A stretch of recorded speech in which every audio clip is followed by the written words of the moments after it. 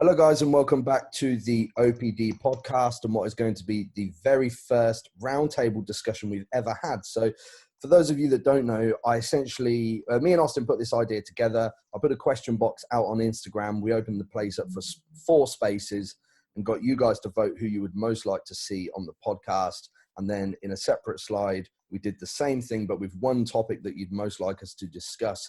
Very luckily, we managed to get each of the top 4 voted, which is amazing, made my life much easier because it legitimately took a long time to count through all of those votes. I'm not going to say who got the most votes, but I will say this. Scott, you actually got more than everyone else put together. Oh, I think you contradicted yourself there. I thought that was amazing. Part B of your answer there. Yeah.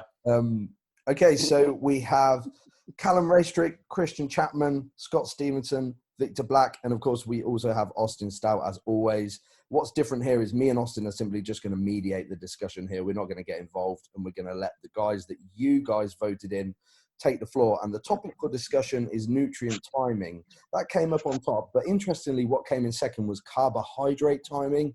So I think we can quite easily mash those two together. I think they'll work quite well anyway. First things first, we'll go through the round table. We'll let each person intro themselves, give a basic intro of what they do, etc. And then we'll dig straight into the discussion. So Cal, if we could start with you. I'm Cal. Most of you know me as the guy with the melon-shaped head. Based in the UK, part of, one of 5 of the Muscle Mentors. We run a coaching company over here that both coaches clients and athletes and educates coaches as well. And primarily, I kind of work with body composition-based clients, both competitors and non-competitors as well. So this will be a really cool discussion to get stuck into for sure. Sweet. Thanks, Cal. Christian? Hello, I am Christian Chapman, coached by Christian on Instagram. I have no idea why I'm here. So thanks for voting though. I really appreciate it. So bit of background, online physique coach, kind of specialising in day-to-day clients, non-really competitive. However, it doesn't mean I don't coach competitive clients, but it is predominantly lifestyle clients. That's me. Beautiful. Scott? Well, I think probably most folks know who I am, actually, given what you mentioned about the voting. But as it pertains to the topic, I think I started doing peri-workout, sort of intra-workout nutrition probably about 20 years ago now. So I've been messing around with this topic personally and with clients for a couple of decades. So I'm just a guy who is a meathead who found his way to making some money doing what he loves. So, and digging into the science as well as living in the trenches has sort of been the combo that I've used to enjoy the path. Beautiful. And last but not least, Victor. My name is Victor Black. I'm a 53-year-old amateur competitive bodybuilder, and unlike Scott, I'm probably the least well-known person on the panel. And if I was to, try to describe what my niche is, it's probably trying to help guys understand the safer application of performance enhancement. Finding that middle ground somewhere between TRT, HRT, and like higher risk usage. So that's really kind of my niche. Cool. And I don't want to leave you out, Austin. How you doing, man? He's got himself on mute. He's probably not even listening. I was listening, but I don't need to introduce myself, but I think it would be funny to point out that I did get votes, even though I'm a fucking co-host. I still got votes. Yeah. So, were there votes to remove you from the show, Austin? Dude, I don't know. Joe sends me a message just laughing hysterically and says that I got votes. I'm like, why did people vote for me? Yeah, the question was like, avid listeners on the podcast, and people voted for you, Austin. So that's a good sign, I suppose, that people still want to see you. Yeah, I suppose. That's hilarious. But I guess if there's anyone if there's any new listeners that don't know me, my company's Integrated Muscle and Health. I'm pretty active on social media, Facebook, Instagram. I do a lot more YouTube stuff now. I coach everyone. I mean, I have competitors, non-competitors, lots of very, very hard health type cases that I work with now. Do a lot of consults, different things in that arena. So I do a lot of everything. Cool. Okay, so what we're going to do is run through a list of the questions that you guys sent in through Instagram and allow the panel to discuss and debate, etc. Their opinions or their approaches on the questions that you guys have put forward. So we'll kick it off with the very first question, and it's pretty much a baseline question as it pertains just to energy balance and not to specific macronutrient timing. And the question was simply, should you eat more calories on a training day as compared to a rest day? So Christian, if you want to kick this off for us, open the field. Sorry, please repeat that. Should you eat more calories on a training day? Is it beneficial to eat more calories on a training day than a non-training day? Okay. So personally, remember as well, whatever I answer is my thoughts and my opinions. Doesn't mean it's 100% correct. It's anecdotal, what I've done with people, etc., etc. There is no right or wrong way, I will say. However, what I would say is I want to fuel performance. And on that day when I'm training, I'm going to eat more calories than I am on a rest day. One, it gives my appetite a break on a rest day as well. I want to feel hungry. I think as well, Joe, what we noticed when we were dieting was I had a vast, difference in calories on a training day and a non-training day. I like food, okay? So if I have to diet hard one day and the next day I get to eat a lot more because I'm training, I'm going to do that. It's going to help with a diet adherence as well, to push through those shit days where your food's low, because you've only got to wait, one day essentially until you're eating a bolus of calories. And it is going to aid performance. It is going to aid recovery. You could say having a higher intake on a rest day is still going to increase recovery. However, if you're dieting, you've got to get those calories down somehow. And I'd rather do that on a rest day than have, a more similar intake over both days. Now that we're in a growing kind of phase, I feel that it's not as important, in my opinion, but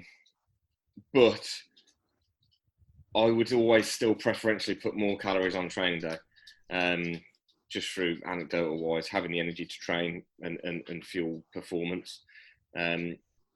Even if it is, what's the word? Joe, help me out here. Even if it was placebo, placebo still works, in my opinion. I feel like I've just dribbled on there a little bit. Great.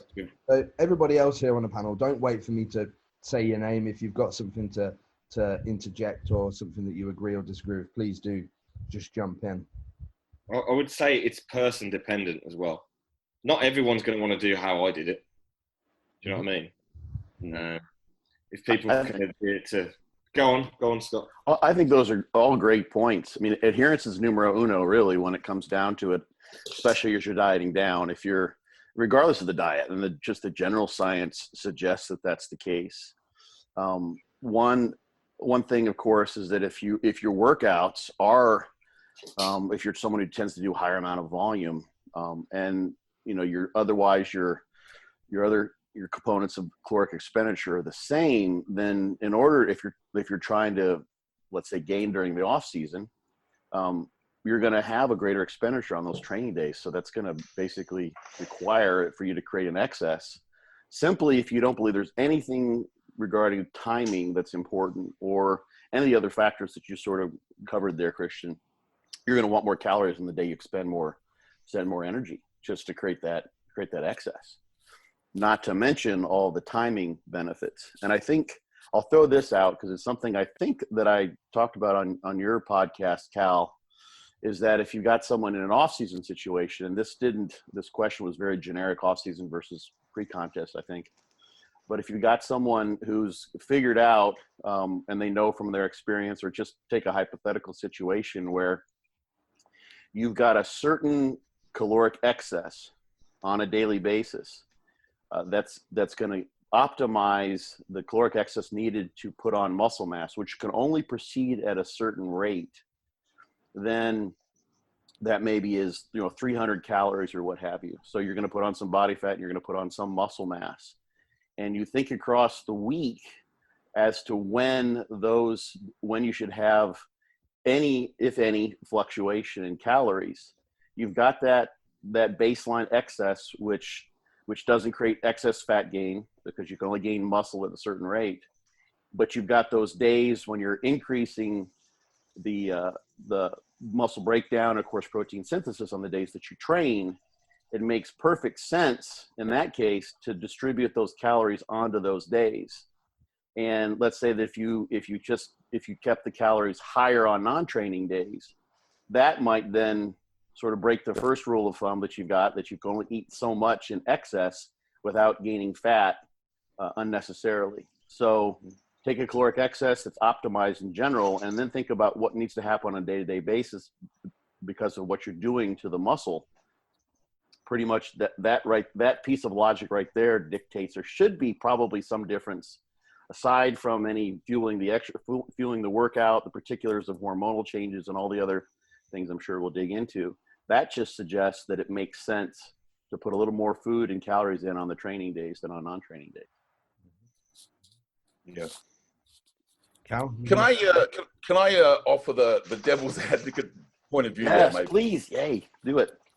So I guess I would start this consideration with, I think it's very difficult to answer questions out of context. And so the first question you have to ask is, who are we actually addressing here? So, for example, as an extreme example, if you're talking about a female that's, and has very limited calories, it makes it very, very difficult to start, shifting calories around on a woman. Another example would be, most of the people I work with, quite bluntly, really need to focus on the flawless execution of the fundamental basics. And I'm not going to suggest for a moment that there comes a point in one's career that, the only thing that's left is, turning over the small rocks, I like to, call them, looking for, often sub-fractional returns. And I see this conversation as very much that. It's like, so if you were to look at the millions of people that use the gym, you go into the gym and you say,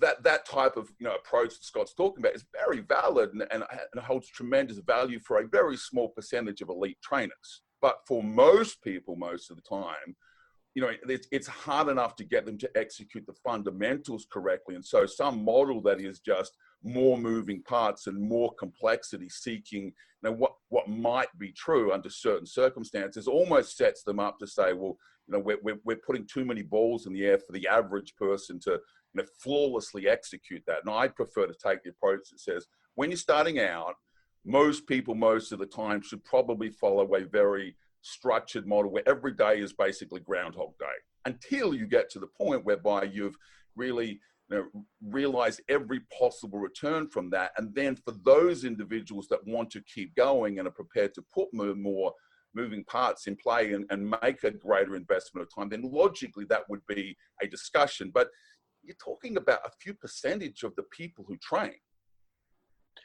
There's one thing I think that explains, of course, why so many of the nutrient or protein timing studies show no difference, at least in newbies, is that this is a small rock. This is a minor piece.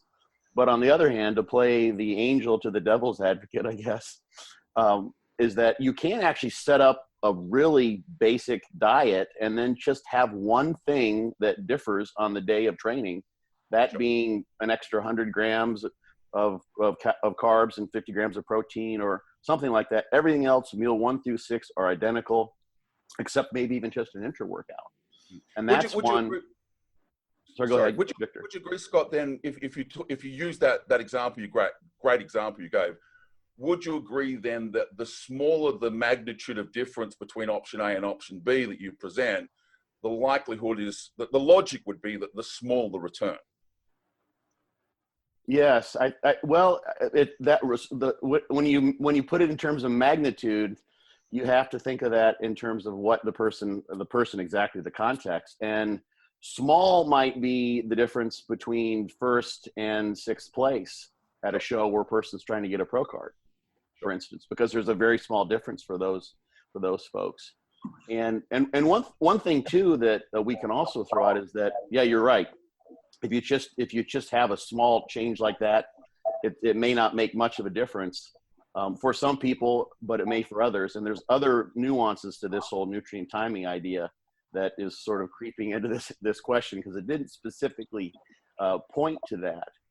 But what I have not seen tested, and what in the scientific literature, but what I have seen, I think Christian was doing this. I think Joe might be doing something like this. I've done this with clients for years and personally, is when you start stretching out the difference between training and non-training days, then you can tend to see a scenario where the non-training days are just enough to keep you from backsliding and not recovering reasonably well. Whereas the extra calories that support what you've done on those training days tends to be very, very important. And you know that because if you were to remove that and go back to a more evenly distributed caloric intake, it becomes incredibly noticeable for someone who's been doing something like that for a while. Even the people that I know who are pretty advanced, who've been using, I've seen this so many times. It's kind of funny. It happens when I'm at an event with someone who has started using an intra-workout, and this is an out-of-town type of thing, and they didn't bring anything with them. And they just can tell, like, they feel empty. There's even, some of this may just be placebo effect, which is, I'll take it every single time. It's the most powerful drug we really know. It's universally effective in so many different circumstances that when you remove that, they do notice the difference. So it's sort of like an elimination type of scenario that can make a difference. But the thing too, really, which I still agree with you in absolutely in premise, Victor, that it is icing on the cake. But sometimes the icing can make all the difference. You know, if you're someone who's really trying to eke out everything you possibly can. And the thing that I'll toss in here as well, and this is something John Meadows says a good bit, and I believe too, is that it depends on how hard you're training. If you're someone who really hasn't been pushing the limits of what they're capable of in the gym, then, you know, having this support system in place with more calories in the day of training, probably not going to make much of a difference. So the average person, not going to make much of a difference. They're not going in there and having people drop jaw and watching them saying, "Oh my gosh, this guy's on a mission to destroy himself today. You know, did he just catch his wife cheating on him last night? Why is he so aggressive?" That's not what your average person is doing in the gym. And so they don't really need these sorts of manipulations in place to support the inroads that they create in the gym with their training sessions. Yeah.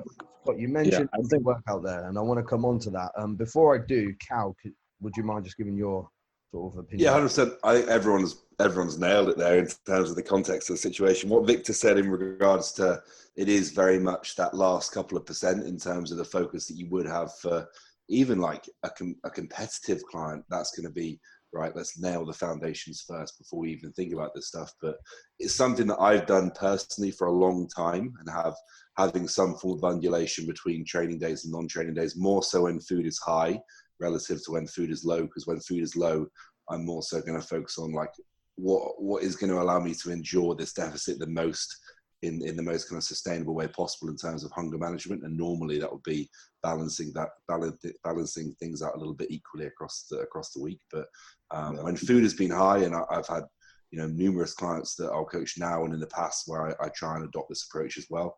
I would preferentiate more nutrients towards that training window and across the training day. And I think another prime example in giving context, Joe, is that recent push that we did together when we were using exogenous insulin and driving more nutrition around the training window on those training days. So it was, I was actually running Fortitude, and the 4 training days a week we'd have, I think we got up to just over 1,000 grams of carbs, and we used insulin on those days, on the 4 training days. And then the rest days were backing off quite significantly with carbohydrate, no insulin. And that balance across the week allowed me to manage fluid much better, and my appetite as well. But obviously it's an extreme scenario, but it means that, you know, that 5% allowed me to kind of maximize everything I could out of that phase. So it's just context dependent, like Victor said. Yeah. I'll throw one. Sorry, Austin, go ahead. I was going to say, well, I'm not going to give my viewpoint because that's not why I'm here. But Scott, you made a good point that I think it might get missed in there, was that, especially for people like Gen Pop that you might want to use this with, it doesn't have to be complicated. It can be something as simple as don't eat the potatoes in meal 3. You know what I mean? Like you can, right. You know what I mean? Or like you said, just don't have your intra workout shake or whatever. I mean, you can easily, because I get what Victor's saying about, you know, over complications. So Gen Pop clients, it could be as simple as the same exact meal plan minus a couple things. Mm-hmm. You know, so it wanted to reiterate that it doesn't have to be that complicated for the, you know, lower level or novice people.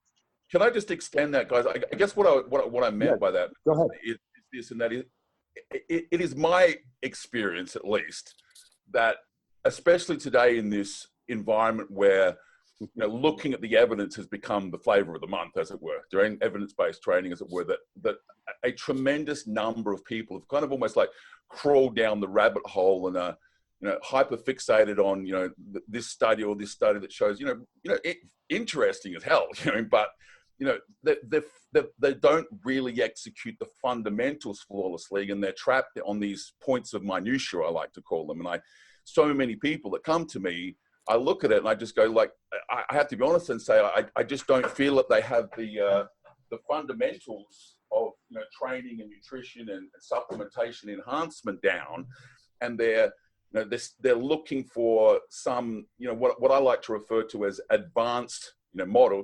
As you quite correctly said, it doesn't need to be terribly complicated, but it's almost become the way it is, and you see these people that are, you know, hyper focused on you know, what might be marginal outcomes, but they don't have the fundamentals in place. Yeah, like Scott said, the people that use intra workouts but don't train hard, you know. Exactly. So, the people that use PEDs and don't work hard. Right. No, your point, that's a valid. I also was going to say too is that, and I've seen this as well, is that people will be fixated on these on the trees rather than the forest. And they may go into a gym or take a scenario where, like, oh my gosh, I forgot my intra workout. Why don't you just like grab a scoop of protein from the gym bar and drink a Gatorade? It's like, no, I have to have highly branched cyclic dextrins, and it has to be hydrolyzed whey, and or they may forego like just grabbing some food because it's not exactly what they had on their program, and the circumstances dictate that they can't get something to eat for an hour and a half. So they miss eating after their workout because they're worried about their intra workout or their peri workout being exactly dead on, and they're not able to weigh, like, well, you know, it's better. You need to get some nutrients, even if you've got a little fat in there and happens to be saturated fat, and that's just something that you've eschewed for whatever reason. You can absolutely be blinded by science, so to speak. And so when working with clients, you need to consider the aspect of their personality is like, how well are they going to be able to handle this? Especially if you're thinking of, and I think this, Victor, probably resonates with you, is how are they going to take the things that I've tried to teach them and then carry on with those after we're done working together, when they're autonomously exercising on their own for the next decades of their life, hopefully. So in the spirit of that, can I just maybe explain how post-workout carbohydrate intake works very quickly, and then Scott, you can tear me apart because it's probably no. So I just think it might be important to people listening to understand it, because when people, I find often people talk about things, but they don't really understand the underlying mechanism of what we're trying to do here. So very quickly, when you go to the gym and you undertake a training bout, you effectively initiate a muscle protein synthesis event, and the ingestion of essential amino acids basically increases and supports that muscle protein synthesis event. Now, what a lot of people don't understand is by adding carbohydrates into the mix, you don't actually further elevate muscle protein synthesis, at least by a significant margin. What the carbohydrate does is it has two roles. One is it aids in glycogen replenishment, but it's actually the insulin that's consequential to the carbohydrate intake that actually reduces muscle protein breakdown. And it's the muscle protein breakdown together with the increase in muscle protein synthesis that causes a difference between using carbs and not using carbs. Is that a fair description, Scott? That, if that's actually kind of a point of contention in the literature, and because as far as carbs elevating protein synthesis, the data haven't really shown that. And muscle protein breakdown is a difficult thing to measure. It's not typically actually measured. It tends to change in favor or in the same direction as muscle protein synthesis. So the more difficult the workout, let's say, the greater the extent of increase of muscle protein synthesis as well as breakdown. But people will often note that the breakdown is only a small percentage. The relative changes are only a small percentage compared to protein synthesis. But I definitely think there's something there. And also, insulin can have an anabolic effect in terms of increasing protein synthesis when essential amino acids are in place. And of course, you also want non-essentials. There's some nuances there. But you need to have an increase in blood flow, which is something that happens during a workout, obviously, and you can have a residual effect too. So there is some data suggesting that it can both have an impact on breakdown and synthesis. But those things haven't been teased out and studied as directly because it's a typical thing to do. I think it's quite expensive to do some of those and technically difficult to do some of the breakdown measurements. So there's some rabbit holes that are pretty interesting there, actually. So my question for you would be, if and take about everything you said, if there is a role there for insulin in terms of attenuating muscle protein breakdown and contributing to it going that way, the question I always have is, what happens if we're using drugs, if we're using enhancement practices that effectively minimize muscle protein breakdown in and as of themselves? And what's the consequence of that? And then if that's true, then really what's the differential between 100 grams of carbs or here or there? Like, it seems to me like it has to be of interest, and anecdotal observation says there's merit there, but to me it has to be like it's starting to get into that sub-fractional percentage return.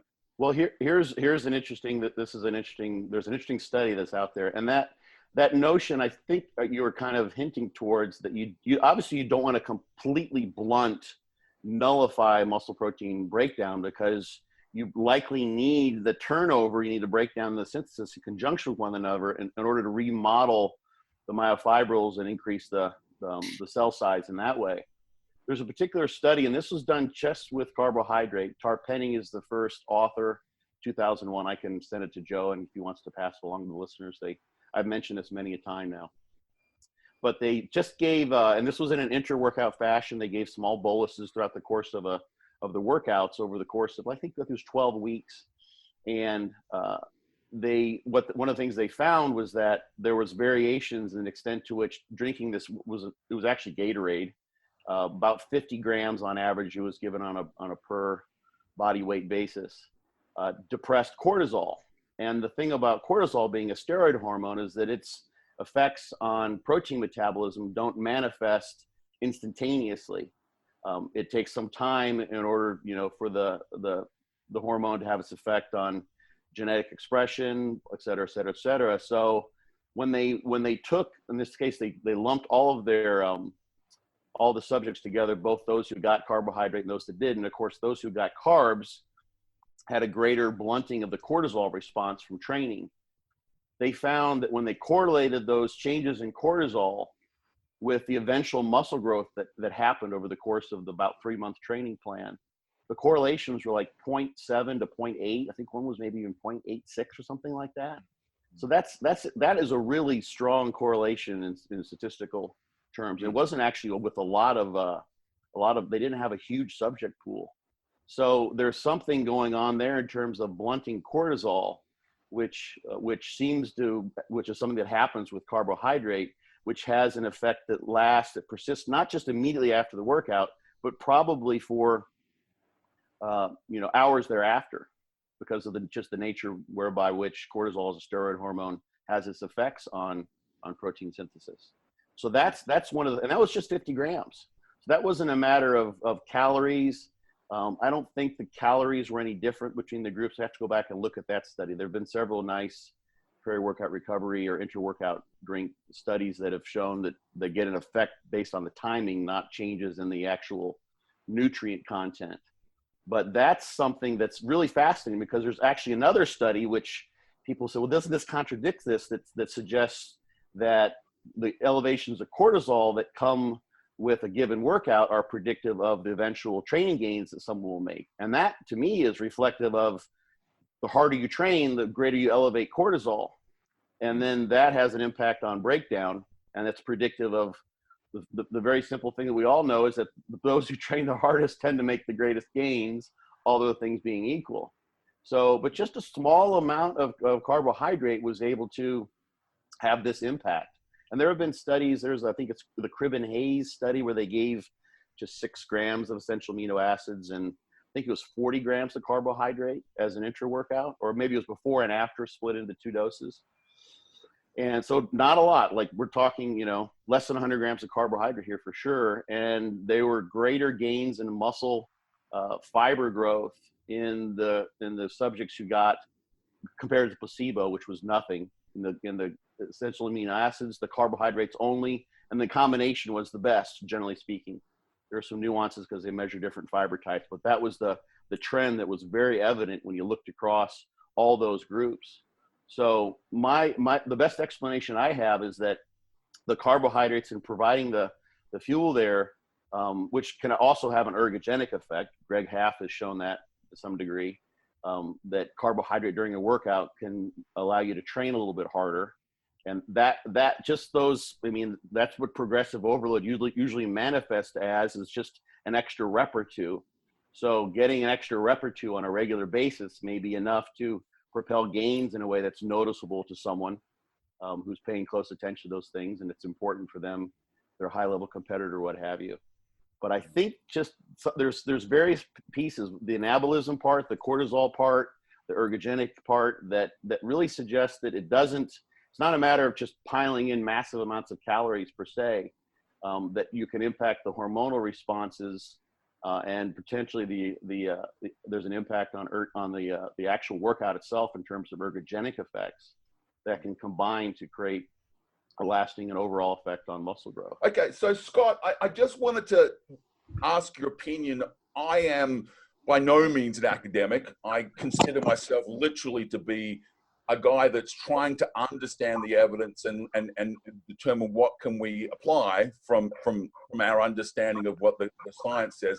One of the challenges is you've gone in and listed off a string of studies which show fairly good support for your argument. The challenge for me is, and I can actually give you a list of the studies, but I don't think it's relevant here, that seemingly contradict everything you just said. And I wanted to ask your opinion about, how does someone like me, who's not an academic, but is interested in trying to understand and interpret the evidence, deal when you have, let's just say, 4 studies that you rattled off about cortisol, and then you have studies, I don't know, for example, there was a series of studies done on the role of carbohydrates in muscle protein breakdown and metabolic response. Guys like Glynn in 2010 and that fundamentally say that's not right. What would you provide as where do I go next? How do I take those studies and create a practical application when they are seemingly contradictory?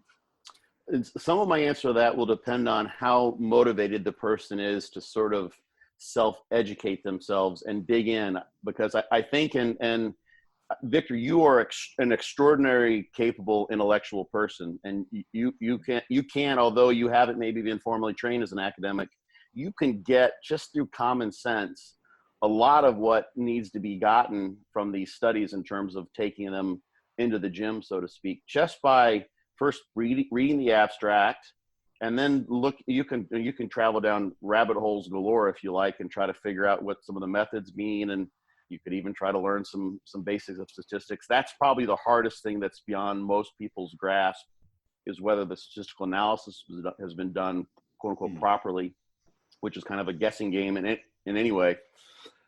Is ask yourself, okay, do these subjects, to what extent do these subjects match me or what I'm trying to do?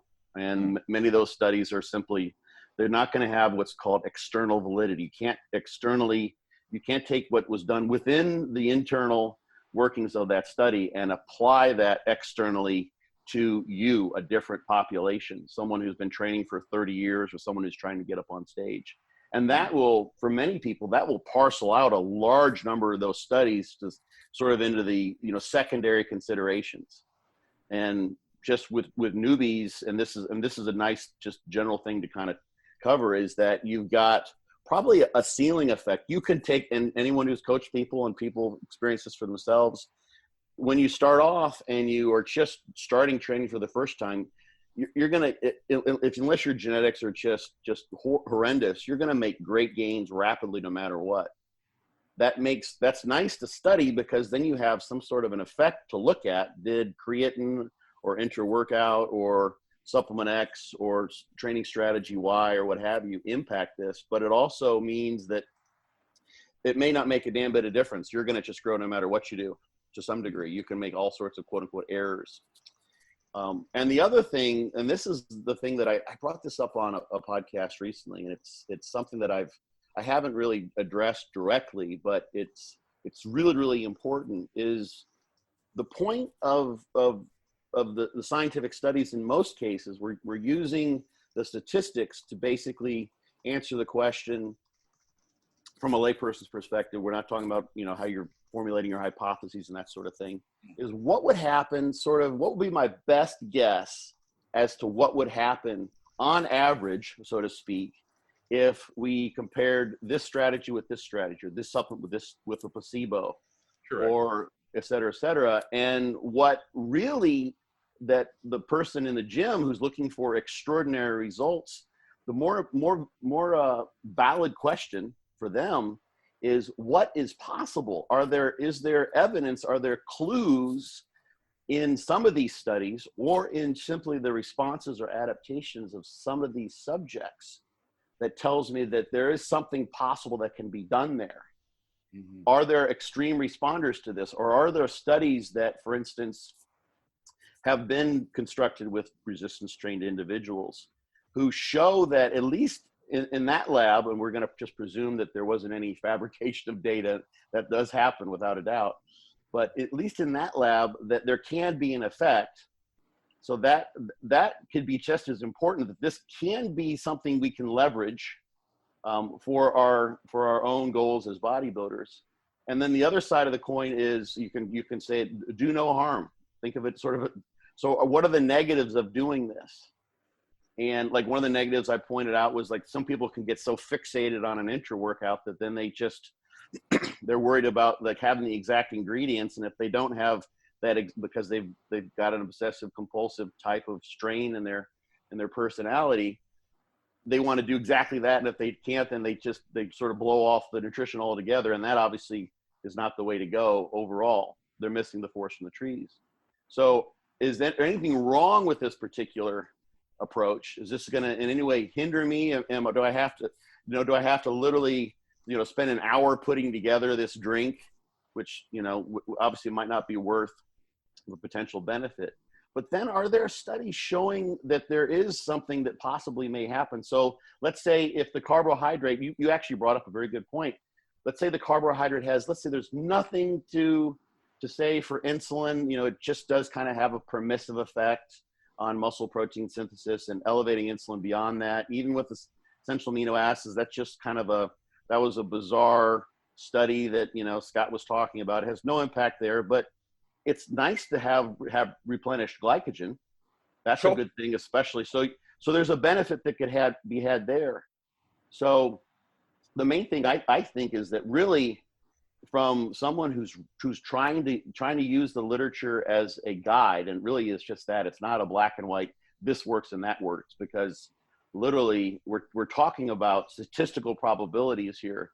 Without a doubt, these are not absolutes, because people will say, and this is one of my pet peeves, that this study proves this.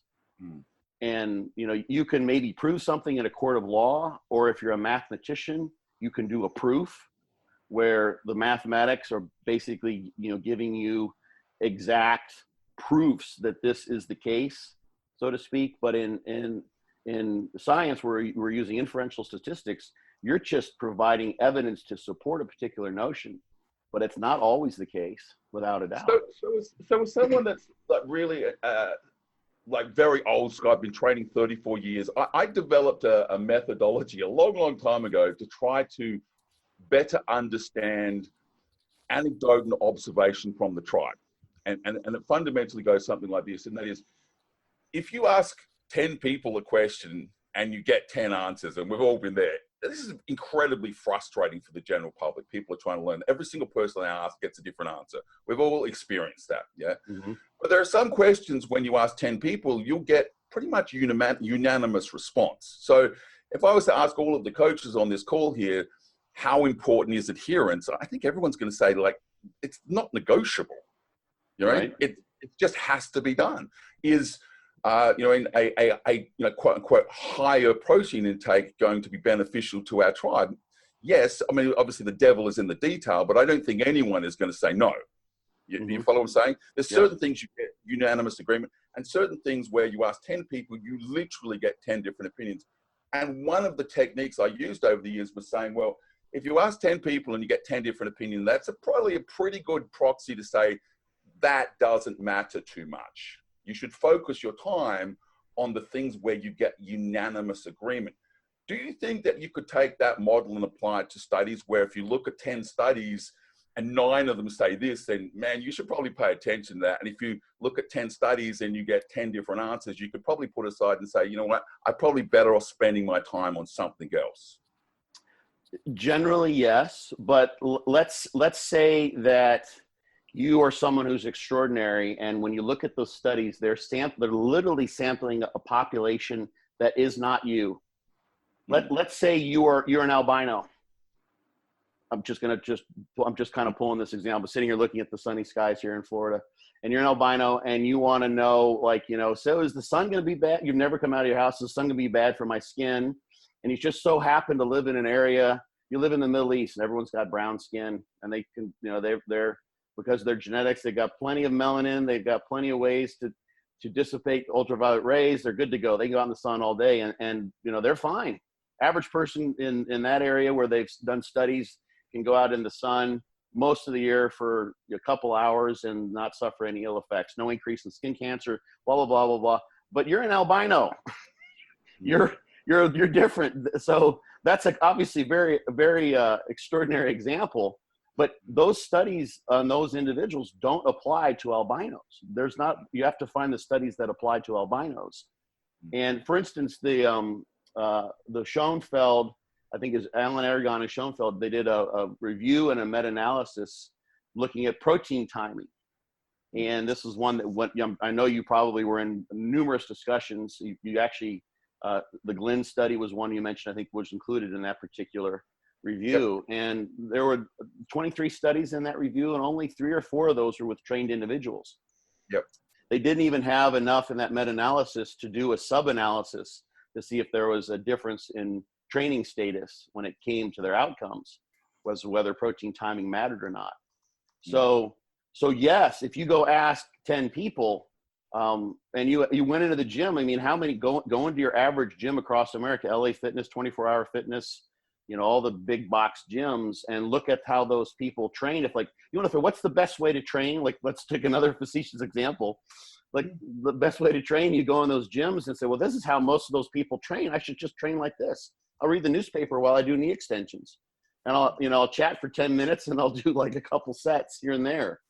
And that obviously would not inform you at all. You do what, actually speaking, we'll go back, you know, make it old school. This is how Dante Trudell developed DC training, in part with himself, but looking around and seeing, like, how do the badasses train? They went into they're the guys that push things really, really hard. so hard they couldn't get away with a lot of volume. And that's what he took as his observations to develop. And I can't speak for Dante entirely, but those are the things I understand he took as observations to develop DC training. So yeah, so you're right, absolutely, that makes sense, and that's exactly really what science does as best it can. Is it looks at the average and tells you what on average you would expect. And if you see the given various assumptions of the methods that it's probably less than a 1 in 20 chance that these differences would happen randomly, then that's our critical p-value of 0.05 or 5% chance or less that this is not something that just randomly occurred, which it could still be the case, of course. And we kind of go with that, but that's somewhat arbitrary. I need to go and look. I dug this out years ago, like that p-value of 0.05, which is just, no one's ever going to scoff at that. If you use a p-value of 0.05 as your critical value for whether you say this did or didn't work, and I've had some interesting discussions on my discussion board on this. There's one person asking really good questions, and he's like, he looks at the data of these studies sometimes, and he's like, those numbers are substantially different in my mind, or those were not substantially different, but the p-value was the maker or breaker. So literally you can say, in the Boris study where they gave 50 grams of carbohydrate, looked at post-exercise muscle protein synthesis and found, I think it was Boris, or it starts with the B, was the first author's name. I can't recall right now, but it wasn't Boris, it was another one. And is that Borsheim? Boston, yes, that was the one, I think, yes. Something like that. Nothing happened there. And that's just, they can say that in the abstract, and they can say that scientifically speaking, because that's the convention, is that there is no difference. And when you hear that, you read that, there was no difference, there was no effect, you tend to think of that as quote unquote proof that applies to everyone. And they don't, in many, many studies, show you the individual data points. Instead, of course, they represent the data as averages with some standard deviation or a standard error. And actually, if you look, in many cases, you can look at the standard error bars and see how close, just by sort of sizing up visually, the differences in means were to being statistically significant. But they're not showing the individual data points. And the people we're looking at, when you go in the gym, you don't seek out the person who doesn't look like he lifts. You seek out the guy who looks like he lifts. You pay attention to what he does. So you can do the same thing with the studies. It's like, who were done with the guys who lifts? Where were the studies that showed the effect that I'm hoping to get, some improvement in muscle growth or what have you? And then you can, so where are the where are the flaws with these studies? Then go in and rip them to shreds. They didn't measure this, they didn't measure that. Maybe it was a placebo effect. Was everyone blinded? Were they not blinded? Could I, one of the things that has been tossed out in the context of another well-known study was Brad Schoenfeld's sort of renowned volume study, 45 sets a week up to failure, in the way they sort of counted sets. And you're like, is that something that does that in any way, shape, or form apply to how I would be able to train? Could I train and do 45 sets to what I consider to be muscle failure? No friggin' way. I'd be in the hospital with a rhabdo after a week. It's not going to happen. So you can say this is information that applies and applies to what they did in their scientific context in their lab, what they considered failure to be. But does that match what I do, or how valuable is that to me? Probably not a lot, because I know for a fact that I couldn't get away with that. Okay, So, we started talking a bit about intra-workouts in there, and we got a bit of your opinion there, Scott, and a bit of Victor. I want to give Cal and Christian a chance to speak here a bit. So if you two could... Can I speak? For fuck's sake, man. Speak up, Christian. What the hell do you have to say here? So a very common question we got was, is there value in consuming amino acids and carbohydrates intra-workout? And another common question was, does this only pertain to caloric restriction, where we want to really avoid muscle protein breakdown? is this only applicable for natural trainees, etc.? So if we could start maybe with you two digging in on that, and then we'll go to Victor and Scott on that one specifically. Yeah, I want to take things back a little bit here, because obviously people have voted for me to be on this apparently, and my following is, I don't know. Joe, what am I trying to say here? Gen pop. Yeah, that's better. So I'm going to relate it back to what Victor said at the start. This is pointless with no context. Well, not pointless, but you know what I mean? You need context here for the individual. Okay. I value all these things that we're talking about highly, and I wouldn't do it any other way. But it's also incredibly person dependent. Okay. As an example, I have a client who is in an Indian household. She is general population. She has no desire to compete. She just wants a better physique.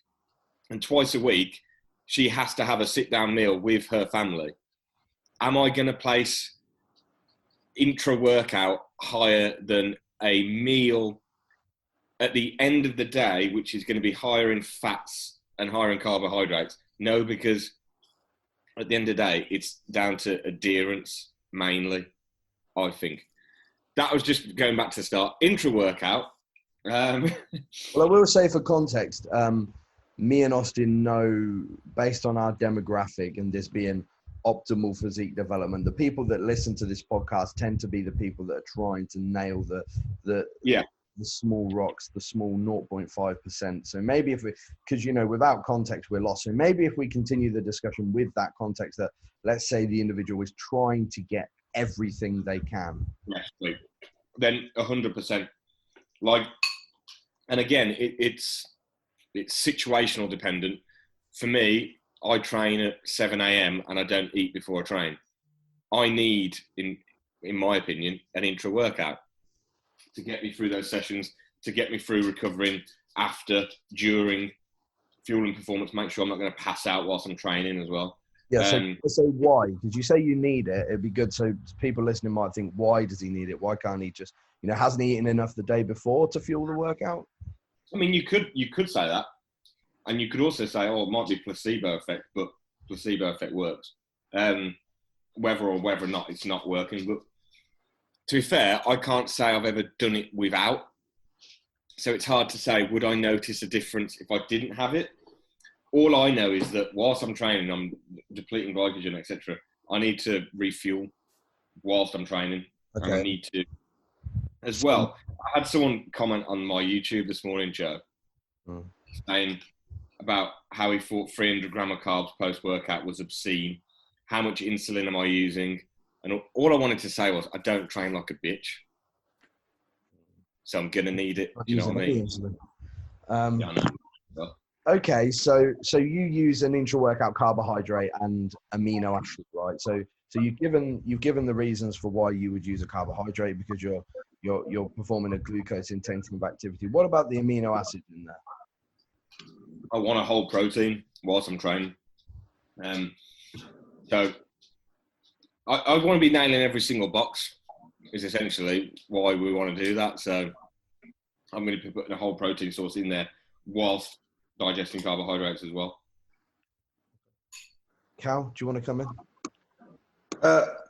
For all of my clients, or the majority of my clients that I'd even consider this stuff with, they're the kind of individuals that would care about the 1%, because they wouldn't have signed up with me and paid the amount of money they're going to pay to be coached by me if they weren't willing to wreak out every single variable that they could do to make them a better athlete. So for those individuals, even if in the back of my mind, I was like, is this really making them a better athlete? Is this making them recover better?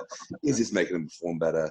Like, it's not going to be a night and day difference. It's going to be a minuscule difference for most people that are nailing peri-workout nutrition from the actual foods they're eating. Because if I get someone to eat a sufficient meal in protein, leucine, amino acid profile, 2 hours pre-training, the majority of the time we can guarantee the fact that their day's worth of eating leading into that training window and the day prior is going to give them everything they need to perform at what capacity they can. But if we can add in another 1% from nailing that pre-workout window nutrition from the perspective of if they're using a carbohydrate powder like cyclic dextrin, for example, an essential amino acid, like, and the fact they have the finances to invest in those things. I know for a fact that even if I told my clients not to take it, they probably would still take it because they don't want to leave any of those stones unturned, because they know that, well, if everyone else is using it, then I'm going to use it. I think it is so drilled into people's minds now that, do they need it? Probably not if they're nailing nutrition around the workout window, but it's almost like an innate thing that people will just automatically do now.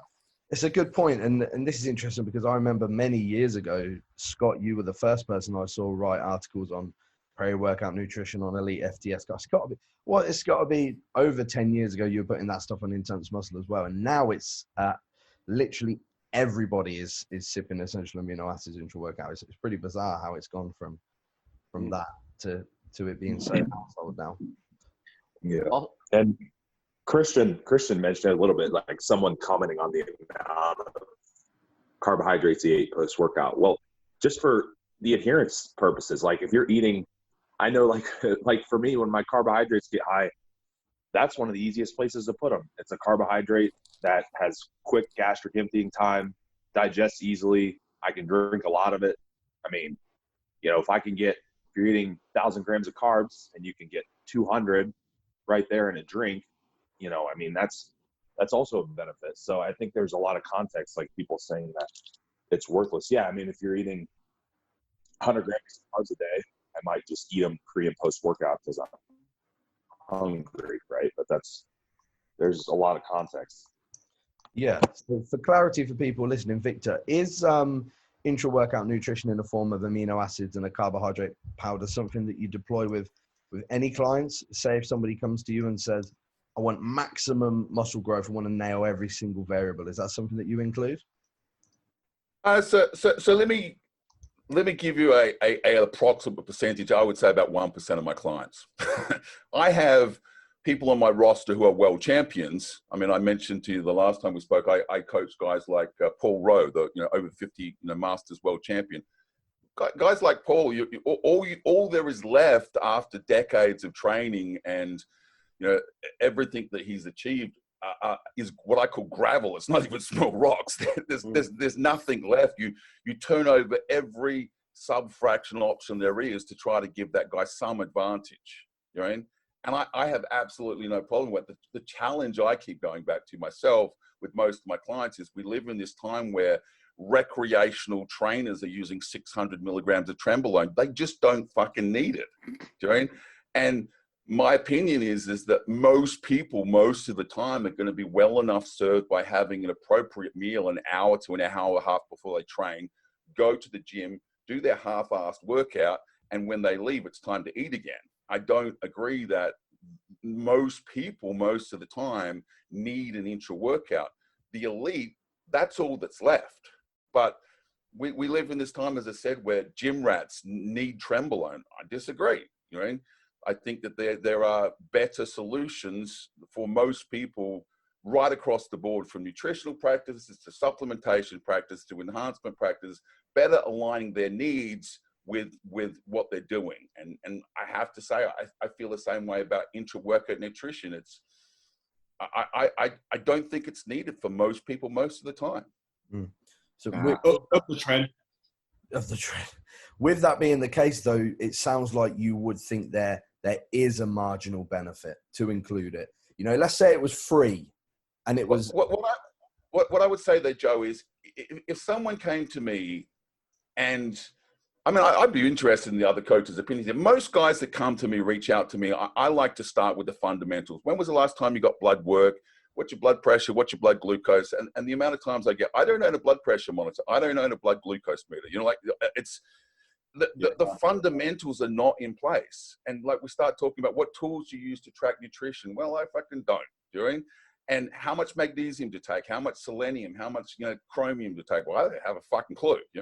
So I truly believe that there's a place for the fundamentals, which is first things first, and then eventually you get to the point where there are no fundamentals left, and you have to start digging into the box of, as I said, small return. And I put things like intra-workout nutrition in that box. I'm not going to suggest for one fraction of a second that there's no return, but someone that doesn't know how much magnesium they're intaking, like, you need to go back to basics and start with the fundamentals, in my opinion. Yeah, Joe, that's like, when I keep getting asked, should I be using a GDA? Well, what's your blood glucose saying? What's blood glucose? No idea. I take metformin, but I don't know what it does.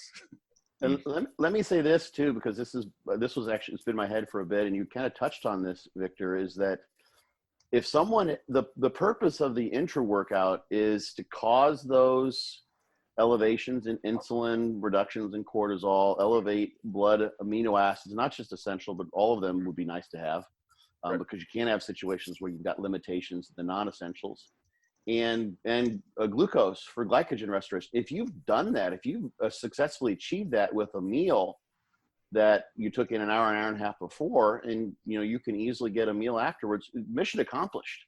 You were, and that's you're not going to.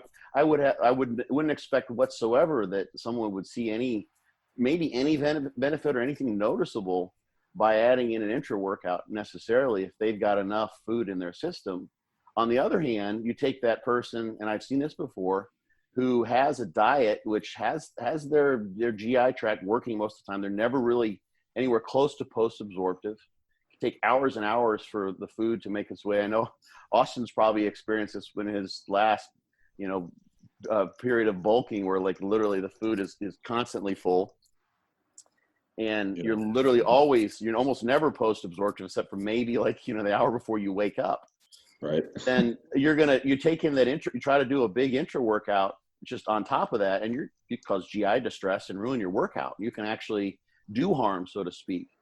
So that's an important nuance of this. And, I guess since I'm rambling here, I'll mention that, as I just sort of brought up, is that just as essential amino acids are those that your body cannot produce from other amino acids. They need to come in dietarily. And that's not, it's no coincidence that those happen to be also the amino acids that turn on various aspects of protein synthesis.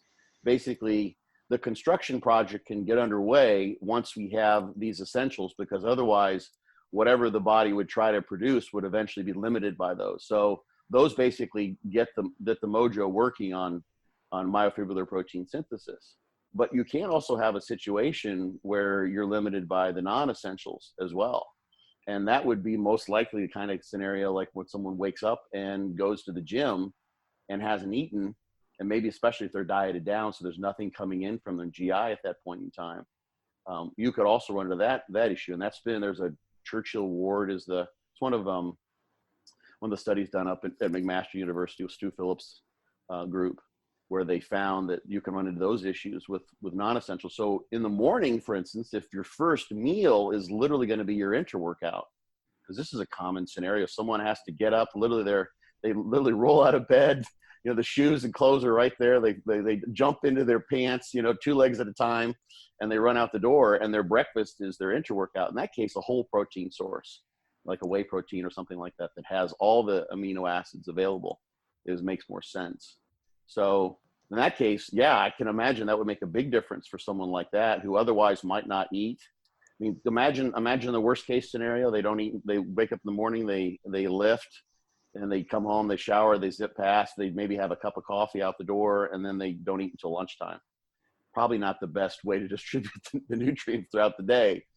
Then that intra workout could be an important first meal of the day. Whereas someone who's taking in plenty of calories, there's plenty of food coming in during the workout, they try to add an intra workout to their program, their nutritional strategy. And now they're trying to train legs. They've got a really strong sympathetic drive going. And now they just get an upset stomach that makes it difficult to train. And they actually have impaired the training stimulus trying to use an intra workout. That's a no-go. So it could both be relatively important for your average person who's got a 9-to-5er and detrimental for someone who is otherwise doing a good job of dotting the I's and crossing the T's, and they just sort of went overboard trying to do too many things and not seeing the forest from the trees again. Hey, Scott, I got a quick question for you. This is maybe not as educational, but when I know when I had pushed, you mentioned the sympathetic drive, right? Because obviously we know digestion is quite the opposite. Mm-hmm. So when those intra workouts get really high, there's kind of a point of diminishing returns there in terms of digestion. You have to be more selective in the type of carbohydrates you use and whatnot. And you mentioned you'd been using them for so long. I was curious what kind of carbs you guys were using 20 years ago. Because I mean, there wasn't cyclic dextrins or carbolin or any of that. Was it just like dextrose, maltodextrin? The maltodextrin tends to do better, but yeah, I had a client who was running on a limited budget. He was a national level guy. He placed, I think, in the top 6 at the junior nationals, and he was just working a tough job, and he just used whey concentrate and dextrose, and maybe we switched to maltodextrin. But the thing is, and this has been demonstrated in the endurance arena, where there can be some, your GI will get used to this. You will have an adaptation, even though, yes, while you're exercising, you basically your autonomic nervous system is geared up very differently than when just going back and relaxing. But he got used to it. It wasn't comfortable. I mean, people have heard me talk about when I just I would test these things out, and that's the way in which I sort of know, at least from my own perspective, whether there's some value there. And I usually just kind of, if I think the line might be here, I'd try to cross the line just to be sure. And I was up over 2,000 calories in an intra workout at one point in time. And that was, I was really full. I was really full, but I was doing DC training at the time. And so it wasn't like this high volume type of thing. And I was able to get through the workouts. It did not impair them. I just adjusted, and I was able to do that. It's not something anyone should probably just jump right into, but you can adjust. So that's the thing. Like Victor might come in these scenarios, someone's saying, well, they're going to, pay extra to get highly branched cyclic dextrins, shipped to them. And they're playing like, they're basically paying the price of gold for this highly specialized carbohydrate powder. It's like, you could just have some chicken and rice like an hour and a half beforehand, and you'd accomplish the same thing. But $18 for an intra workout. Can I be cheeky, guys, and slightly shift the conversation to the left a little bit? And I just want to explain where I think nutrient timing is profoundly important, and it's not often spoken about. Yeah. Mm-hmm. So, in my opinion, where that is in understanding that really this conversation is focused around saying, look, the training window and what we do around the training window has priority. And I believe that, probably a more practical approach is saying, look, what you do in the 24 hours leading up to that training window and what you do in the 72 hours leading away from that training window needs to come first.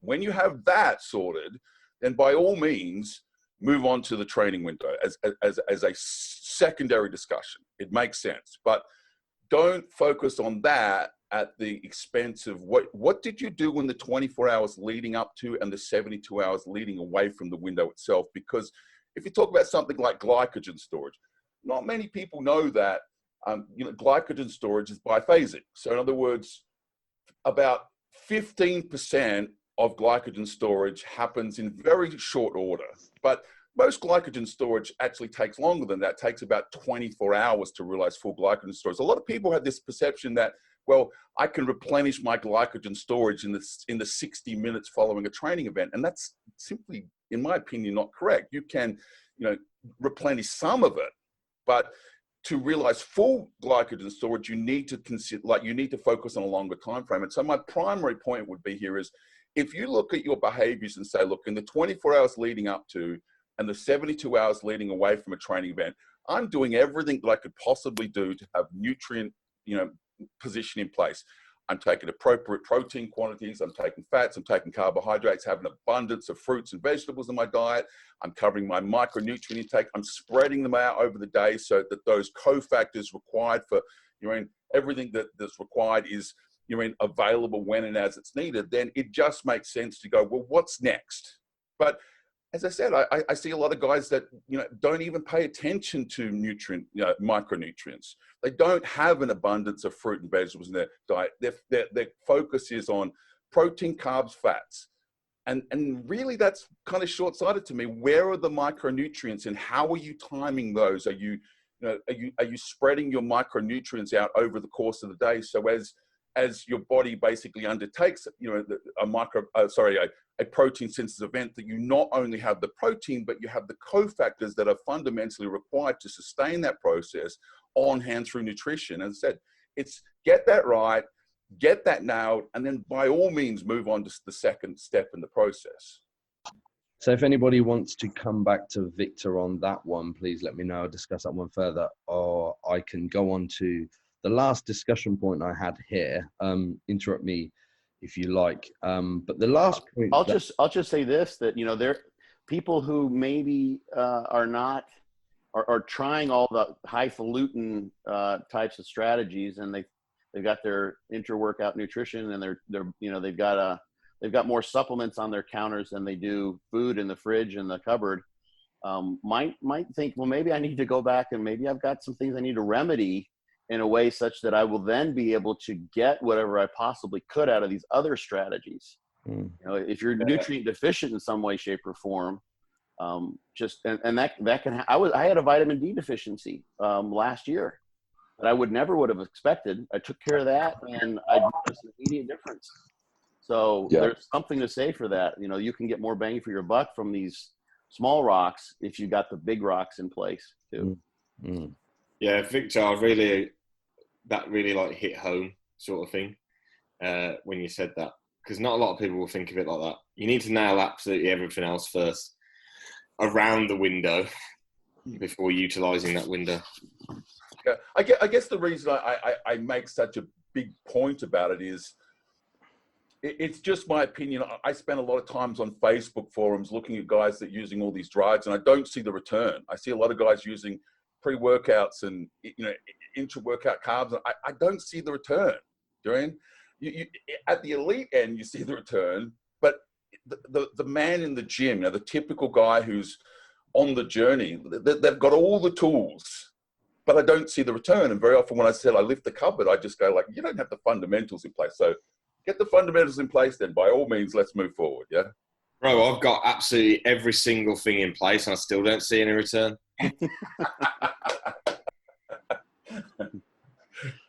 There's a thing that I mentioned. I've got a talk that I do that says, why don't you look like a pro? And I go through some of the various genetic things. Yeah. It's kind of a fun talk to give. But at the end, I say, and this applies to your thought there, Victor, is that, guys are people, your average person is looking at, what are all the big guys doing? And they may be using trend, and they may be doing this, that, and the other, but they may also have genetics that are far superior to yours, and they don't have to train with all out intensity and, eke out rep by rep, workout out of workout, or push at the dinner table and push the food and pay attention to these details, because they've got the genetics that allows them to look phenomenal without that. So then you ask yourself, like, this harkens back to what we spoke about earlier, is does their journey really apply to me? Like, I have a totally different path to follow in order to get to where I could possibly get as a bodybuilder. And for instance, like Christian just said, he's doing everything. His path and his strategies are probably more applicable to your average person, because he has to do everything possible to get every ounce of muscle. Then, saying like, this is what so-and-so named the pro who is the poster person for the supplement companies. Those are probably the people that the average consumer is going to get the least amount of information from, because those people have genetics which wash away the meaningfulness of all the things that most people really need to focus on, which are the basics. Overcooking that a bit, Christian. You make good progress. I'm only joking. It's like when you look at like these guys, oh my god, sorry, who have got like amazing genetics and they just fucking half-arse it. Do you ever think like, imagine if they did what we did? Annoying.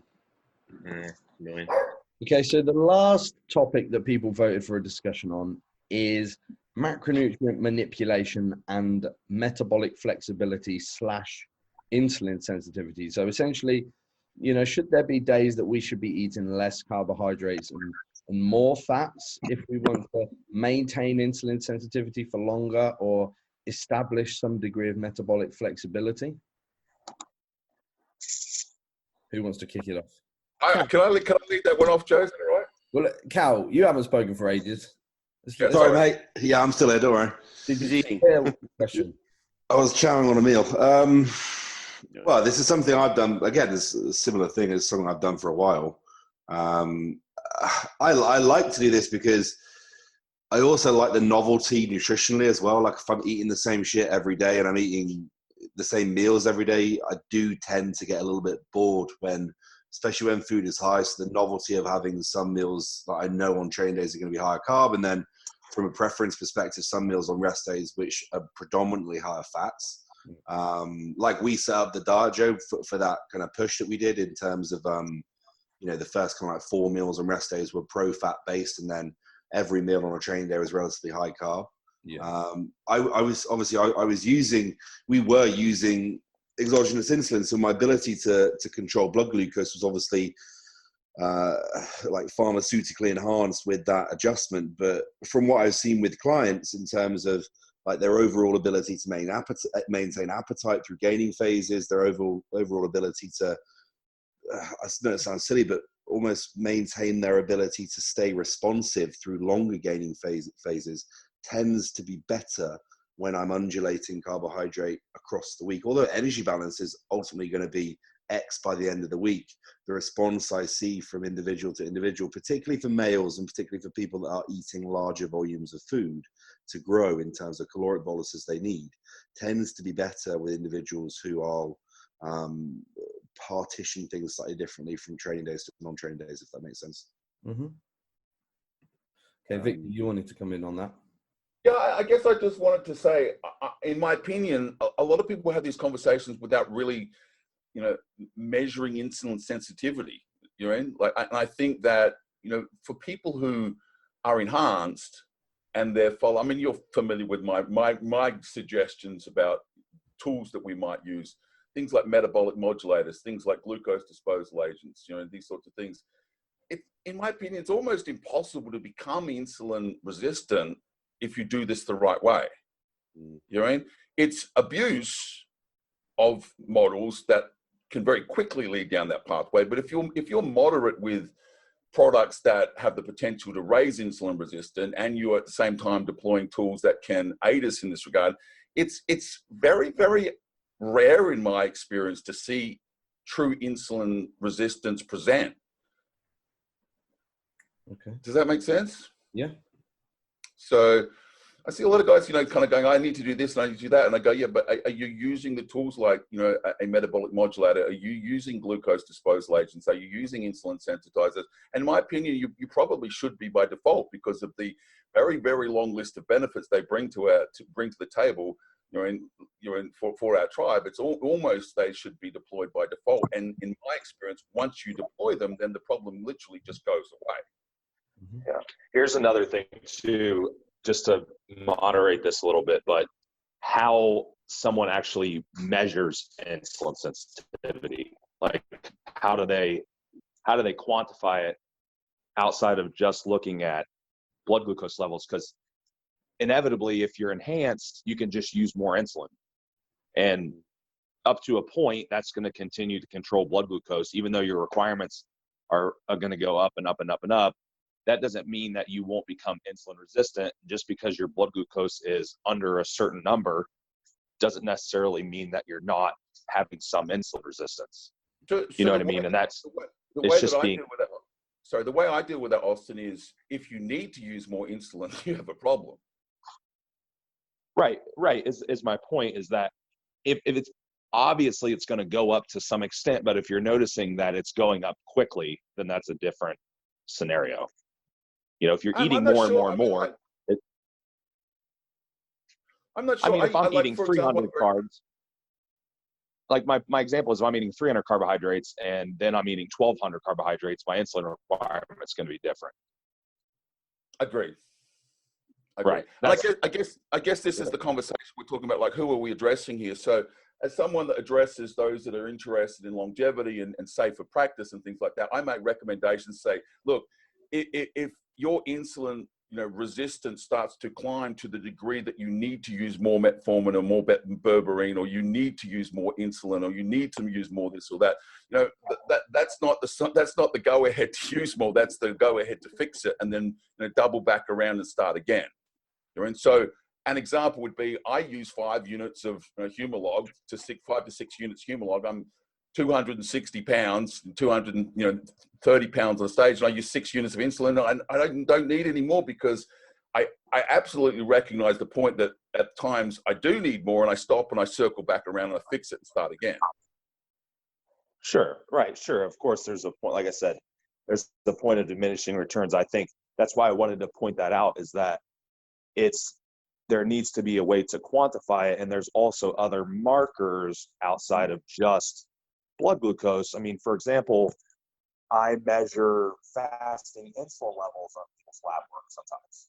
Yep. I mean, they could have normal blood glucose, but they have hyperinsulinemia, where their body is just compensating by pumping out more, endogenous insulin, which is also an issue, right? I mean, that's not good, and they'll eventually become insulin resistant from that as well. So I think it's just important for people to understand, and then also have, if they're working with a coach, have someone that can visibly see the signs, right? Because people with poor nutrient partitioning will start to develop a different look in the muscle in terms of fullness and pumps in the gym and all that. So just some good stuff there.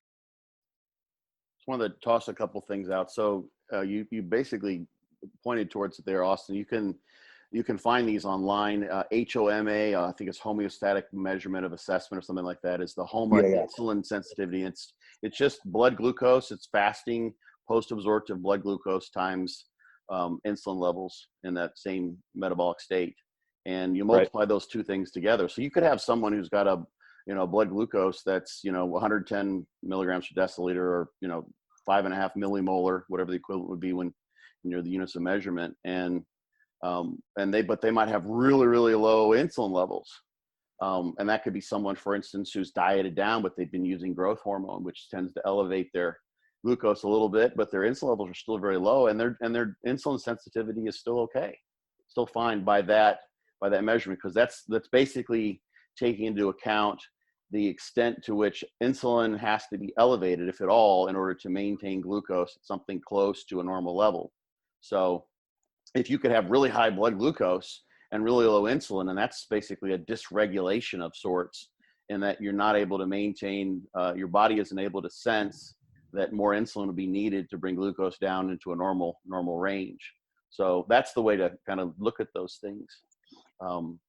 But you're right, like the way in which things are being partitioned is probably a factor there. This is an interesting thing, because it totally makes sense that insulin sensitivity is going to play a role, but it's not the type of thing you don't see people, for instance, measuring this as, which could easily be done when blood work's done.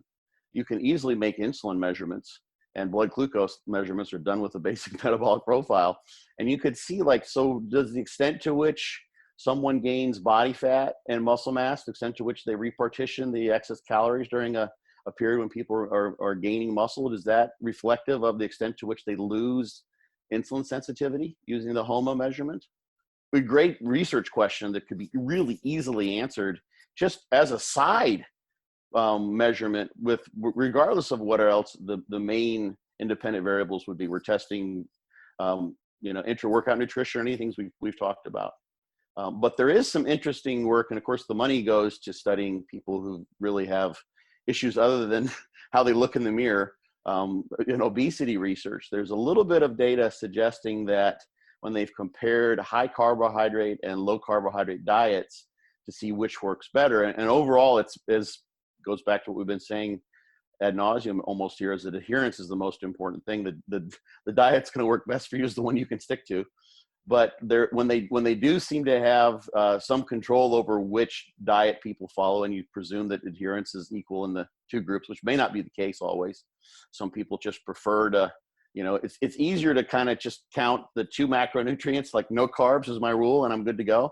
That's a nice accounting strategy, which can probably help with adherence. But back to the point is that those with poor insulin sensitivity, or that tend to be more insulin resistant, at least in the obese literature, tend to do better in terms of body fat loss.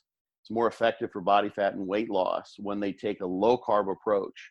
So if you're insulin resistant, low carb seems to work better. But if you're not, at least this is when coming down in obese individuals, some of the data suggests that it makes a difference that you address the insulin sensitivity, which is what low carb would do, and you'll have a better effect there. So, but what Cal mentioned with, breaking things up in that way, I've been doing that, for decades now. And that's, I've got that in my books as a strategy, and it seems to work.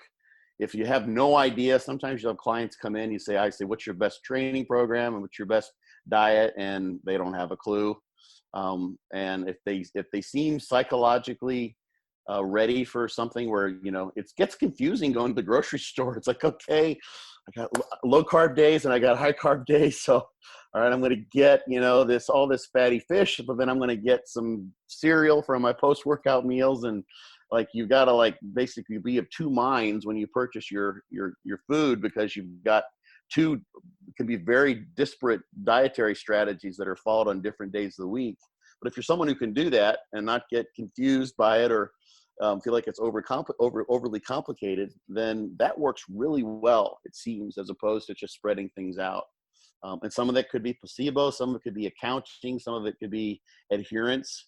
I think what Cal had to say as far as, being ready and hungry, I like to have my clients be a little bit hungry on those non-training days, so they're just ready to rip into the calories thereafter. And you have to watch for disordered eating, things that can happen here. It's a problem, especially with cyclical ketogenic diets, where people will no carbs all week, and then they just, go to town on the weekend. And then when it's time to step back from that sort of orthorexic approach, they have a hard time keeping the what basically were sort of planned binge sessions in a way out of their life otherwise. So, but a lot of thoughts there. But the insulin sensitivity thing there seems to be something to that, but I would love to see that studied more, because there's a wide range of distribution in terms of how people put on muscle versus body fat when in caloric excess, and how it comes off on the other end too. And some of that's neat, and some of it's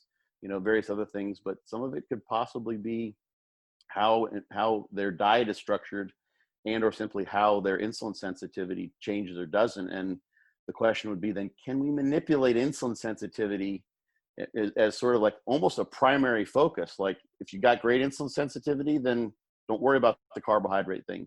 If you don't, or you're in risk of losing it because you're eating so many calories, is it worth your while? Is it a good strategy? And it seems to be, at least, on the playing field, so to speak, to have those low carb days to reset insulin sensitivity in a way that may change the way that the calories are partitioned into muscle versus fat. At least that's sort of my best guess so far from playing around with these things for a while. I don't want to breach a subject that anybody doesn't want to speak about here, but what was actually the most topical, or rather the most requested question on Instagram on this topic, was regarding exogenous insulin. And we did just start speaking about it a little bit there. Victor, I'm guessing you're one that doesn't mind speaking about this. So maybe if you could give the audience a bit of what they want. A few people are asking basically, how much is too much? At what level, basically, because we've discussed it a little bit on this podcast before, at what part of, gradually increasing to pull down your blood glucose over time should you start thinking, I'm essentially hyperinsulinemic at this point? And there was also a lot of questions regarding the efficacy of insulin timing, specifically around the peri-workout with these shorter acting analogs, as opposed to longer acting analogs being deployed for hypertrophy. So I know that's a huge discussion topic there. And there may be people here that don't want to talk about that. But if you did have some thoughts on that, Victor, I'm sure people would appreciate it. Does anyone else want to go first? I feel really bad. Like I'm speaking to. Well, I'm not talking to Victor here. If anybody would like to talk about it, I just don't know, I'm happy to talk about it. Let someone else go first, though, if they would like to.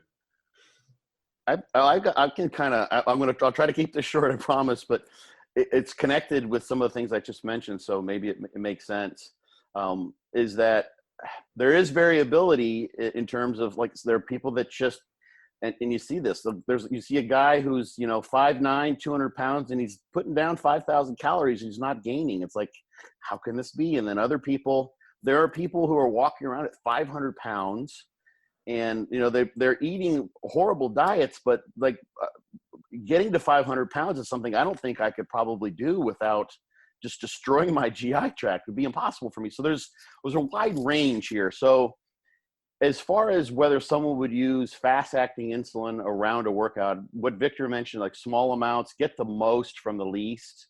And I think the law of diminishing returns plays a tremendous role here. If someone's continually trying to up the ante, and we've seen the stories about people doing this, Jordan Peters has talked about it. Dave Crossan has talked about using like massive amounts of insulin. It just seemingly isn't worth it once especially when you're getting to the 100 IU a day range type of thing. Many people do really well with, 3 or 4 times a week, something that would maintain their insulin sensitivity. And if there's someone where that rule of thumb, as I just sort of talked about, is important for how the nutrients are partitioned, that would make for why that would be a really good strategy. Because if they're using insulin, especially something that's longer acting over the course of the day, then the risk of losing that insulin sensitivity is an issue. Now, a lot of people like to use Lantus, and like it's appealing, I think, because now you're always anabolic, you're always anti-catabolic, you have that elevated insulin levels, but you're also always at risk of dying potentially, in worst case scenario, because you've got that in your system for so long. That's not something that, just because of that reason, for me, it just, I'm like, I wouldn't even ever want to tread down that road. It's just something that you get in a car wreck, which you're not expecting to do. And next thing you know, they take you to the hospital and they don't put you, or they figure, well, this person could probably be okay without food for a little while, but little do they know that you just injected Lantus. You're not have a diabetic bracelet on, and you die in the hospital, worst case scenario. Worst things have happened to people. So anyway, one more thought, and then yes, definitely jump in. In that situation where someone does keep good insulin sensitivity, they tend to be very thin, quote unquote, ectomorphic. Having insulin around more often could make it for a better strategy, potentially, for those folks. So yes, Victor, please do. So let me try and answer the question that Joe asked originally, and then I'd like to talk about Lantus a little bit. So the question that Joe asked me was like, well, I think you're saying like, at what point is too much? Is that fair, Joe? Is that what you're asking? Yeah, essentially people were saying, because you hear a lot of things on the doses of insulin people are taking these days. And, Cal, this, Christian, this, because we both know the same people that are doing 150 units plus a day.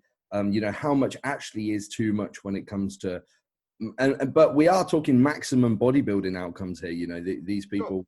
But how much really is in the realm of that's ridiculous, So what I would argue is this, and this is completely counter to the way insulin is used in our tribe. I would say that the moment you have to start taking carbohydrates to support your insulin use, you've crossed the line. In my opinion, the way you use insulin is you measure the insulin out to support your current nutritional practice and optimize it. Yes. And the moment you have to start saying, well, I want to use 30 units of insulin, let me figure out how many carbs I need to take to support that, you've crossed that threshold. So in other words, if I have my breakfast and I plan my breakfast and I say, right, this is my normal breakfast, and I have 50 grams of carbohydrates on the table, and I want to put 5 units of insulin with that, that's really just taking insulin's natural role in bodybuilding and just optimizing it, tweaking it, tuning it. You could even make an argument that there is a case for insulin in anti-aging practice simply by virtue of the fact that we as bodybuilders tend to eat so much goddamn food that years and years and years and years of ingesting this much food places tremendous strain on the pancreas, and just providing some relief, even just at natural levels, even not at super physiological dosing, is a valid anti-aging practice, just to provide some offset of strain on the pancreas. So you're not even realizing a performance outcome. You're just saying, you know what, jamming all these carbs into myself day after day after day is placing a strain on my pancreas. Just using a little insulin has the potential to alleviate that strain, but I'm not even using it in a performance setting, if that makes sense. But in general, most guys that talk about insulin talk about it in terms of, this is the amount of insulin that I want to use. God knows where they got that number from. And then they start calculating the amount of carbohydrate they need to ingest at that point in time to support its use. And I just think that's not how diabetics use insulin. That's not how we should use insulin. We should literally be saying, this is my normal nutritional practices. And if I place a little insulin with it at that time, it's really just doing what my pancreas normally does, but potentially doing it better, as it were. Can I reframe this question quickly, Victor, for people listening? Yeah. So the way people have asked this, in a sense, is, okay, hypothetically speaking, I'm consuming 600 grams of carbohydrate per day. Sure. And it requires me 30 units of insulin to keep my fasted and postprandial blood glucose in the range that I desire. Now, over time, I notice that moves to 35, 40, 45, let's say. At what point of that insulin dose creeping up to support the same amount of food do you say that is creeping into the realms of potential hyperinsulinemia and we need to address it? Well, so I guess that kind of harks back to what I was saying before. If you are in parallel to that behavior, also deploying strategies, nutritional strategies, supplementation strategies, pharmacological strategies that are all intended to improve insulin sensitivity. And you have all these other tools on the table. And despite having those tools on the table, you see creep. That's the margin, because you have to understand that you have tools on the table that are all designed to offset this, and it's still creeping away on you. I would say the moment it does that, it's problematic. Now, if you don't have those tools on the table, if you don't have those strategies, yeah, you could make an argument there's room for some creep. So you introduce this, and you introduce this, and you introduce this, and you bring it under control for a while, but then it starts creeping on. I would say that's the line crossed right there. Great. And you said you wanted to quickly say something about Lantus, and then Cal and Christian, I'll let you give your piece on this. I completely agree with the premise that, there are guys out there using what I consider to be just unrealistic levels of Lantus insulin and other long-acting analogs. But it's a little bit like, so when people say, well, how dangerous is insulin really? I mean, I've written about this on my post. The reality is there are some studies on people that have attempted to use insulin deliberately for self-harm. In other words, they've tried to kill themselves with insulin. And people have taken 900 units of Lantus and survived. So I'm not for a moment suggesting that you can't do yourself damage and you can't do yourself some harm, but the idea that, in the course of a normal day, let's say you were to take 30 units of Lantus, if you didn't eat anything for the rest of the day, you're not going to die. That's just not possible. It's when you start using 100, 150 units of insulin that you have to have that carbohydrate intake to support that use, that the risk profile it takes off on you. So again, if someone said to me, how dangerous is 5 units of a rapid acting insulin? Unless you took the cap off the needle and poked yourself in the eye, I'm not sure by what mechanism you could come unstuck with that dose. Now, make it 150 units a day, and the old adage, the dose is the poison, comes into play. Yeah, I actually saw somewhere, I believe it might have been Colette Nelson, who's type 1, right? She talks about insulin. She said something and then I'm sure everyone's individual glycogen stores and all that would play into it, but it's something along the lines of 1,000 IUs of long-acting insulin. 1,000 IUs is right. That if you're doing nothing, like no eating, and you're just sitting there waiting to die. Correct. That's the LD50. So 50% of people that took 1,000 units and did nothing would die. Yeah. We've got about 10 minutes left here. Cal and Christian, if you want to just sort of close it off with your opinions on this part here, and then we can close it off. Unmute myself. Can you hear me now? Yes. I was just making some food. So this is like, when it comes to exogenous insulin use, like if I'm going to apply that, I would only apply that in a scenario where I feel as though I've exceeded their ability to partition the level of food they're eating to progress themselves. So I wouldn't necessarily start it at the start of a phase. I would build, integrate it as I feel it was needed once we'd monitored those markers.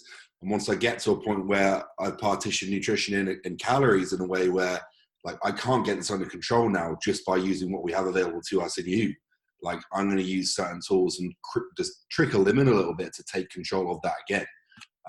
It's not something I've ever used where I've said, oh, I'm going to use, 50 IUs of Lantis a day on day one of this phase, and then we're going to build the diet into that and see how much we can eat. It's more so, right, where is your food? Where are your blood glucose markers? Where are these markers that we're tracking on a week-to-week basis? And when are we going to start losing the ability to control them in an optimal manner? And then if we have, then this is a tool we could use to extend this phase and extend the productivity of this phase. Yeah, I agree there with Carl, is that, start with food. Start with the most anabolic tool, and when you can't control something using the variables you put in place, then maybe it is a last resort to use. But like client example, someone recent sent me his last dosages and was using, slow acting and fast acting, and we just started from a blank canvas instead, just using food. His blood glucose has never been over 4 on a fasted period. Why do you need insulin? Like, you don't. So use it when you've exhausted all other avenues, in my opinion. Cool. Can I just ask you a question on that, Christian, if I can? Yeah. So the premise I was making before is I'm sure you would agree that bodybuilding is not necessarily the most health first industry there is, the sport there is. There's a lot of things we do that you can question, not the least of which is just the sheer volume of food we eat. Yes. Right? And so the counter argument to that would be, if you're smashing away 500, 600, 700 calories a day, over decades of use, just that is placing a strain on the pancreas. And the argument then is, well, using insulin then provides relief to the pancreas and allows you to still pursue that behavior. Yeah, I know. That's a good way to look at it, that you wouldn't normally think. But like you say, this is bodybuilding, isn't it? And okay. You're going to have to eat at some point. But I like that counter argument. Okay, guys, we've got 5 minutes 40 before Zoom gives us the lights out. I know, just to close this off, Scott, Victor disagreed with some of the stuff that you said there on Lantis and maybe nutrient timing and things like this. Is there anything that you wanted to come back with there? Actually, I thought we were pretty much on the same page. Yeah, for the most part. The thing I will say about Lantis or the LD50 for insulin is that actually I do know of a good friend of a very good friend of mine who died. He literally was found in his kitchen with the insulin and the needle there. Ironically enough, like it was there. It was pretty. The evidence was circumstantial. It's really suggested something was there, and it's not necessarily that you would have died from the hypoglycemia brought on, but simply the stress, perhaps, if someone's prone to have a heart attack. If anyone here is gone, I'm sure probably most of it have. I've had this happen just without any insulin involved. If you get hypoglycemic, you get a tremendous adrenaline coming. Yeah. I mean, Skip Hill has told the story, I think, on his podcast where this when he lived in Colorado, and he had driven his motorcycle to the gym, and he was driving back, and he started to get hypo, and he made it to a 7-Eleven or a convenience store somewhere, and he literally just walked in and started eating all the carbs he could find, like right there in the hall, right there in the aisleway of the store. So there are situations where it can just put you in a life-threatening situation because you're going to go unconscious, or you just don't have normal control of your body. So I like to throw that out because I just hate to see anyone misunderstand that information, factually correct information, and think, well, that means I can just I could do something silly. And I've heard of people actually like mixing up IUs. Like sometimes it's a bizarre thing. There are people, like a lot of these drugs are tremendously complicated in the actions they can have. And you have to have at least some basic understanding, hopefully much more than that. And I've heard of people like taking like a regular syringe, you know, and filling it full, thinking they're doing 30 IUs when they're doing 3 mils or something like that, or I think they're doing, like mixing up units in some bizarre way. It's like, how could you possibly have done that? But they inject that.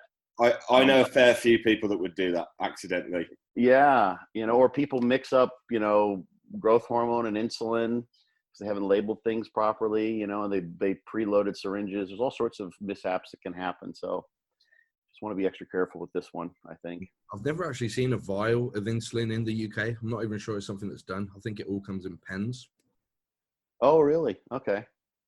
Yeah. There was actually a study published just this year, Scott, where a nurse inadvertently administered 10 cc's of insulin to a patient, 2,500 units in one shot of a long-acting insulin. I mean, Let me know where she works. Yeah, I think it was a US practitioner, but I mean, obviously the pharmacy, you know, was aware of the problem immediately, and they put the guy on a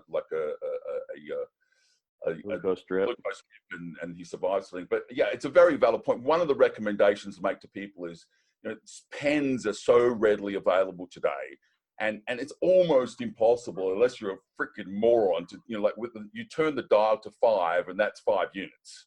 You know, you don't need to draw anything up. You don't need to mix products. It's not a protein hormone you mix with, you know, stat water or anything like that. It's literally, you take the pen, take the cap off the pen, you turn the pen to 5, that's 5 units. You know, and so although I completely agree with things do and can go wrong very clearly, there's as evidenced by that case study, but it's, you know, there are ways to, in my opinion, to, you know, put preventative measures in place. Yes. Okay, guys, that is where we ended our very first OPD roundtable. Huge thank you to Dr. Scott Stevenson, Christian Chapman, Cal Raystrick, and Victor Black for joining us. Thank you for everybody that voted to have those guys on. And thank you for everybody that voted for the topic that we discussed. I had a lot of fun on this one. I really enjoyed just sitting back and listening to everybody debate and discuss the topic at hand. Me and Austin have agreed that we're definitely going to do these every couple of months or so. So keep your eyes out on Instagram for the next poll that we run, and hopefully we can get some new guests on with a new topic pretty soon. Thanks for listening, guys. Please check out the sponsors below. Please do share this to your Instagram stories if you've made it this far, and tag us in it, tag all the rest of the guys in it. All of the guys that are on, their social media links are going to be below wherever you're listening/viewing this on. So please do check them guys out and send them some support and love for coming on the podcast. Thanks for listening, guys. See you next week.